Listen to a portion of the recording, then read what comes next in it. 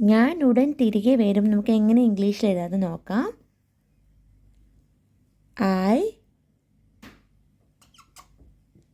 I will be right back. I will be right back soon. ഞാൻ ഉടൻ തിരികെ വരും. I will be right back soon. അപ്പം അടുത്ത പോയിന്റ് നമുക്ക് പഠിക്കാം. നെക്സ്റ്റ് പോയിന്റ്, എനിക്ക് കുറച്ച് വിശ്രമം വേണം. നമുക്ക് എങ്ങനെ ഇംഗ്ലീഷിൽ എഴുതാം? എനിക്ക് കുറച്ചെന്ന് വെച്ചാൽ എന്താ? സം. വിശ്രമം റെസ്റ്റ്. അപ്പം വേണം എന്ന് പറയാൻ വേണ്ടി നമ്മൾ എന്താ യൂസ് ചെയ്യണേ? Need.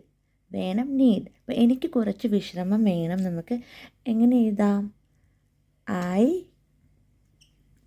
I need some rest. I need some rest.